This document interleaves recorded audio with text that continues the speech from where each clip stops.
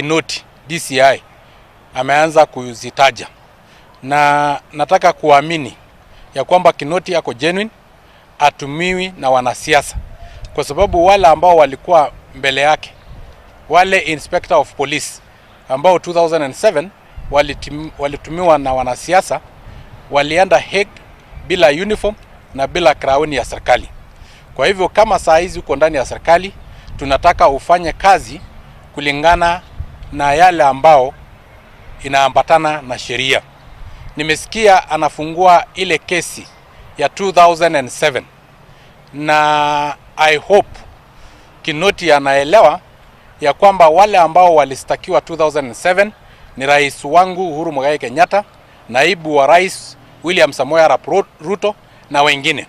Na sisi kama Wakenya tukafanya mjadala na tukaamua kama venye South Africa walisameana kutumia Truth and Reconciliation Commission. Sisi wenyewe kama Wakenya tukaamua tuko na Truth and Reconciliation Commission yetu ambao ilikuwa ballot box ya 2013, ambao mbali na yale ambao international community ilikuwa inasema, mbali na kustuliwa ya kwamba choices have consequences, tukaamua ili tuonyeshe ulimwengu ya kwamba sisi tumeamua kusameana na kukuja pamoja, tukawachagua kama rais na naibu wa rais wala ambao walikuwa suspect of the post-election violence in 2007.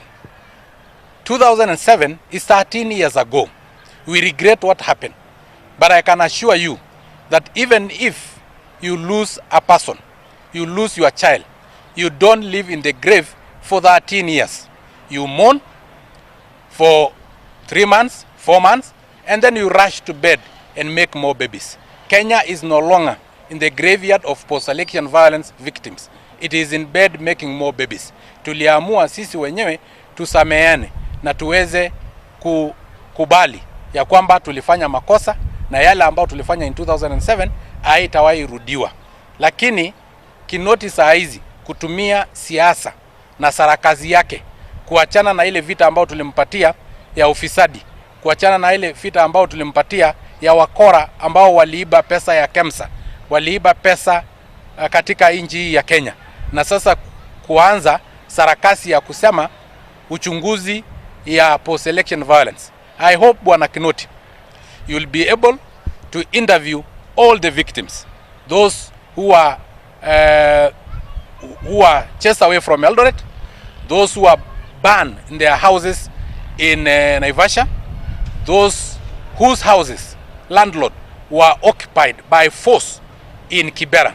I hope you will take into consideration and be non-partisan, ili isikuwe unatumiwa na wanasiasa